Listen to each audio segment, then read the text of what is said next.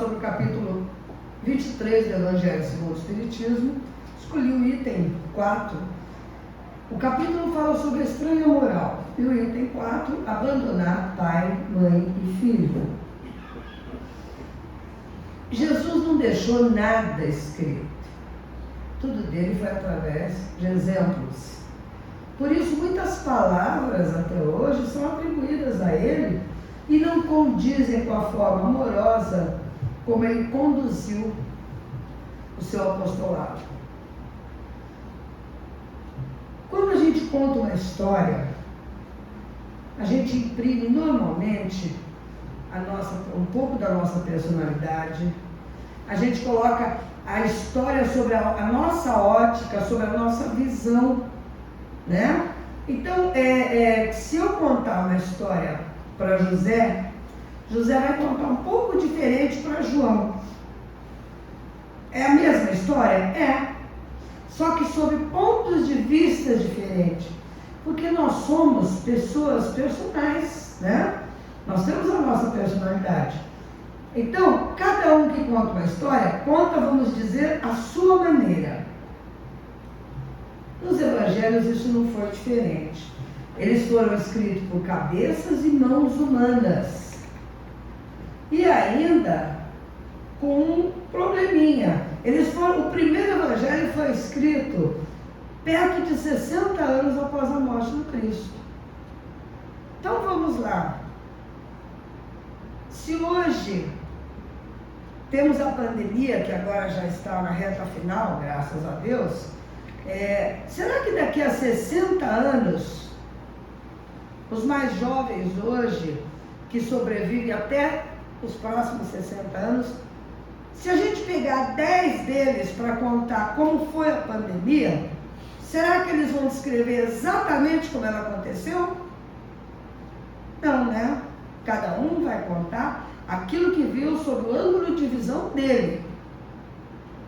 E ainda, os evangelhos ainda sofreram influências e adaptações conforme os interesses da época, né? Os entendimentos dos tradutores. Era outra língua. Então vocês vejam que a fidelidade não é absoluta. Não porque houve má fé, mas porque passou um tempo muito grande. E porque cada um que falou, que contou depois de muitos anos, né? Muita coisa se perdeu. Então é por isso que hoje ainda nós atribuímos ao Cristo coisas que ele jamais diria. Então vejam bem, desculpa, o item citado, ele nos fala em abandonar pai, mãe e filho. Jesus nos aconselha, se possível, a gente amar os nossos inimigos. Não é verdade? Assim, é um contrassenso muito grande a gente acreditar que ele falasse em ódio, né? No sentido comum da palavra, no sentido que nós conhecemos o ódio hoje. O que Jesus quis dizer é que as famílias eram muito rigorosas nessa época, nas suas crenças, nas suas tradições, né? E tudo que fugisse das crenças e das tradições da época gerava um escândalo. Eram outras épocas, né? Aos olhos da sociedade local, era uma grande humilhação para a família. Então, aquele que não se sujeitasse a abandonar as tradições e as próprias convicções, ele não poderia aceitar e seguir Jesus. Porque Jesus trazia uma proposta que na época era até dita como revolucionária. Até hoje, tem gente que diz que Jesus foi o maior revolucionário que teve essa terra. Porque era tudo certinho. As tradições lá estavam de séculos. Jesus chacoalhou, não é?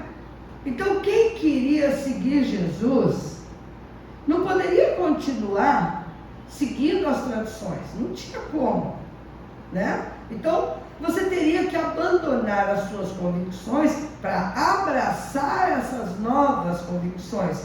a novidade, né? A boa nova que Jesus trazia. Quando ele disse que os interesses da vida futura estavam acima de todos os interesses e todas as considerações de ordem humana, ele não estava desprezando os deveres da vida material. Porque o Cristo nunca disse isso. Ele fez o mundo, colocou a gente aqui e disse que a gente tinha que lutar pelo nosso pão de cada dia. Que nós temos que cuidar da nossa família com integridade, com dignidade, com honestidade. Então, como é que esse mesmo Cristo ia dizer, larga tudo, não faz mais nada? Claro que não, contrassenso, não é? Então, ele nunca desprezou os deveres da vida material, muito pelo contrário. Ele só deixou claro que a vida na Terra tem como finalidade o desenvolvimento do ser espiritual no bem. Na verdade, quando foi criado o nosso mundo, o nosso planeta e outros mundos, né? E no estágio que era prova e expiação, que agora nós já estamos até caminhando, né, nesse estágio, o ser humano foi aqui colocado, o objetivo era um só, era a evolução. Mas, para viver nesse planeta, nós tivemos que receber esse corpo. Esse corpo foi feito pelos seres, os técnicos da espiritualidade, adaptados às necessidades do planeta. Eu preciso do corpo, senão eu não consigo interagir sem ele. Só que esse corpo, ele necessita de alimento, ele necessita da comida, da bebida, ele precisa se abrigar do frio, das intempéries, né? Do frio, do calor. Então não tinha como o próprio Cristo que fez isso tudo, largar a gente ao léu, né? Vamos cuidar só da alma, vamos cuidar só do espírito? Não. Nós temos obrigações com a nossa vida material. De posse desse entendimento, que a gente precisa casar o material com o espiritual, eu não posso só ficar tentando melhorar a minha vida material, mas eu preciso casar ambos os interesses, né? Enquanto eu passo por essa vida dignamente, através do meu trabalho, eu estou melhorando a minha vida espiritual, que é para isso que eu vim. Cada vez que eu consigo, cada encarnação que eu me melhoro, que eu mato um tanto dos meus defeitos e afloro algumas qualidades, eu vou diminuindo as minhas necessidades de reencarnação, né? Então, de posse desse entendimento, o homem tenta não dificultar a sua caminhada evolutiva com ações más. Mas isso é aquele ser humano que já entendeu isso tudo, né? As pessoas, os seres esclarecidos espiritualmente, eles tentam não praticar más ações, porque eles já têm esse entendimento que as más ações, elas trazem problemas, consequências funestas, consequências malévolas, né, para ele mesmo. Então ele tenta não praticar, porque ele não quer continuar parado aqui, ele quer caminhar no sentido evolutivo. Ele entende que cada existência, cada encarnação, é uma oportunidade valiosa para o desenvolvimento espiritual, através das nossas experiências vividas, e é verdade. Quando a gente vem para cá, a gente vem com um mapa reencarnatório. Nós temos que caminhar de acordo com esse mapa, tentando, na medida do possível, a conciliação com os que nos julgam inimigos, que nós julgamos inimigos, trazendo aqueles que nós precisamos para o nosso seio. Então, é difícil? É, mas não é impossível, e a gente vai caminhando com aqueles que antes eram inimigos e hoje já são nossos amigos. É uma caminhada melhor que a gente já está fazendo. Com certeza, cada um de nós, hoje, está melhor do que na encarnação passada. Temos menos dívidas kármicas, né, anteriores. A gente contrai novas dívidazinhas, mas a gente consegue quitar algumas, né? Infelizmente, a maioria dos seres emprega a inteligência e a energia em busca de valores materiais, Eu sempre digo nas minhas palestras que a gente inverte os valores. A gente pensa que vai ficar por aqui para a eternidade, e não é assim, né? Então a gente não lembra, difícil lembrar, que tudo que a gente angariou vai ficar por aqui. Eu sempre falo que o caixão é pequeno, cabe um corpo só, né? Então não adianta você ficar naquela ânsia de aquisição de bens materiais, sabendo que o máximo que vai acontecer é a briga com os herdeiros, né? Eu quero mais, e você não vai levar nada. O que você vai levar dessa vida?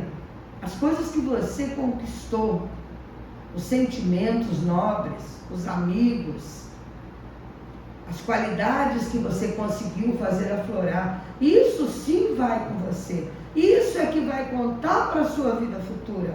E não o carro que você comprou, a casa que você deixou, né? São bens que o Cristo, quando nos colocou aqui, viu isso tudo. Por quê? O aparelho que ele colocou para a gente usar, que é esse corpo, necessitava disso tudo. E foi a evolução do planeta.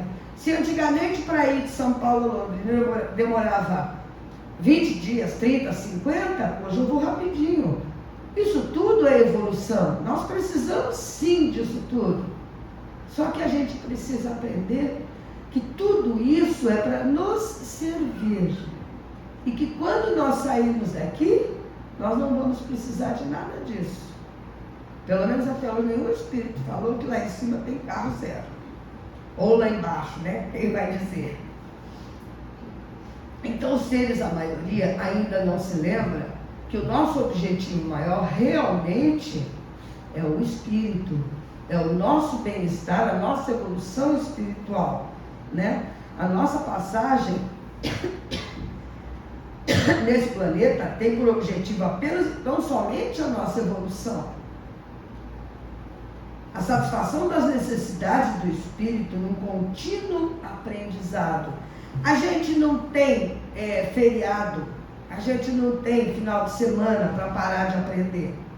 Nós temos que aprender continuamente, porque nós temos muito a aprender, até a gente conseguir conciliar o aprendizado intelectual com o aprendizado moral, fazer os dois chegarem no ponto que necessitamos.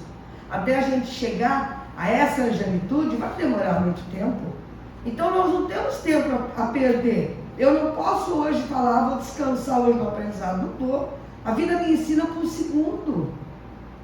Eu entrei aqui uma pessoa, vou sair outra. Vocês também. A evolução é o relógio do tempo. A cada minuto nós estamos evoluindo, né? Kardec assinala que a própria vida material exige que se abandone a família em alguns casos. Sempre vai haver esse abandono. Casamento, por exemplo. Você se casa, sai da casa dos pais. Isso é abandono? Não. Você vai constituir uma nova família. Você vai estar numa nova casa, sem se desligar dessa outra. E a gente tem a separação todos os dias em várias hipóteses. Por exemplo, o filho que passa na faculdade lá em outro estado. Ele vai morar numa república, numa casa. Ele vai deixar a gente, não é? A pessoa que conseguiu uma promoção no trabalho, mas ela precisa assumir, às vezes até em outro país. Essa separação sempre vai existir. Sempre. Só que não se perde o afeto, porque se perde a presença física, não é? Ainda mais nos dias que correm, que nós podemos ligar o computador e conversar. Ligamos o celular e conversamos com os nossos entes queridos, estejam eles aonde estiverem, né? Então, todos nós temos alguém longe. Nem por isso nós desprezamos pai, mãe, abandonamos pai, mãe, filhos. Existem casos de abandonos reais, mas isso faz parte da nossa evolução, daqueles que ainda não entenderam o real valor da família. Esses abandonos, casamento, promoções, aquilo que faz a gente sair de perto do ninho, jogar asas, né? Levantar voo, são necessários ao enriquecimento espiritual. A mocinha que fica em casa até terminar a faculdade, ela tem a roupa lavada, passada, a comida na hora, o carinho da mãe, né? Os conselhos. Aí ela forma, arranja um emprego daqui a 1000 quilômetros e vai. Ela vai lavar a roupa sozinha, ela vai passar, ela vai ficar com fome se ela não aprender a cozinhar. O que é tudo isso? Amadurecimento, né? A pessoa vai amadurecendo, vai começando a cuidar de si, vai desenvolvendo a sua capacidade, a responsabilidade pelos seus atos, né? A fim de completar o conhecimento de si mesmo, porque nós temos que nos conhecer. É muito gostoso o ninho familiar. Tomara a gente pudesse ficar nele eternamente, mas não é assim a vida. E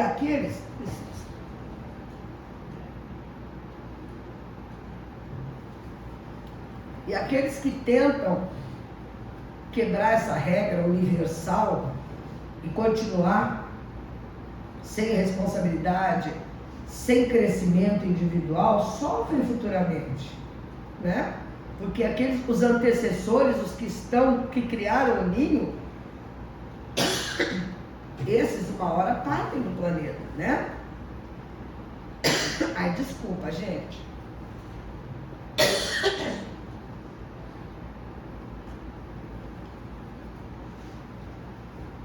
Por isso nós não podemos dar às palavras do Cristo o sentido de abandonar, de cortar relações com a família, com a condição, como condição de ser seu discípulo. Imagina, isso é um absurdo, né? Eu não tenho que dar as costas para o mundo para poder seguir a Deus, isso não existe.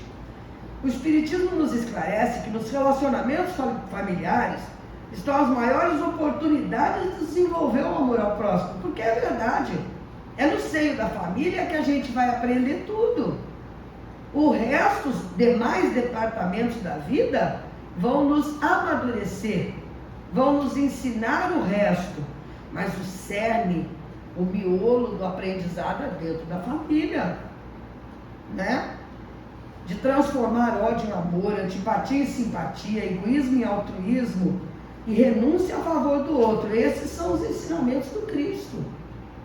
Foi isso que ele ensinou. Ele nunca veio à Terra para dizer, olha, vamos separar o pai da mãe, o filho da filha, né?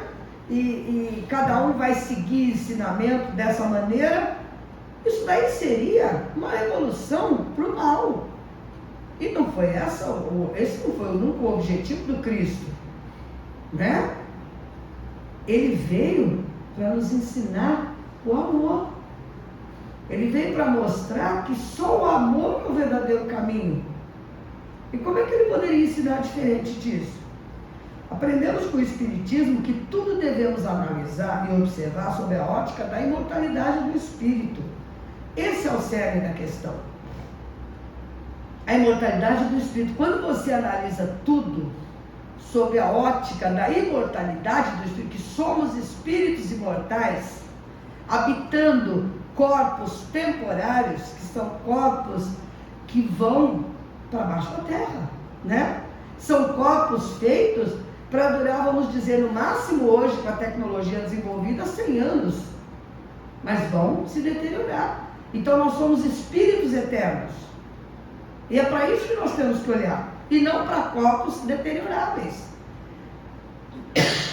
Temos que olhar sob a ótica da imortalidade do espírito, a fim de compreender que os verdadeiros afetos não se rompem com a separação da vida na terra, nem com a morte do corpo, né?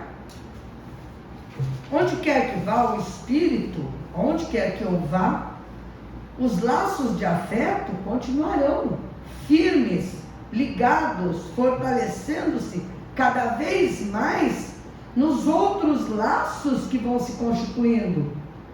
Porque quando eu saio da minha casa, eu me casei, os meus pais estão lá, os meus laços com eles continuam tão fortes quanto sempre foram. E eu estou constituindo novos laços, primeiramente com o meu marido, e depois com os espíritos que eu estou trazendo. Então eu vou constituindo novos laços que vão se interligando, porque os netos que eu trago para o mundo são os amores dos meus pais, dos meus avós, dos bisavós, não é assim?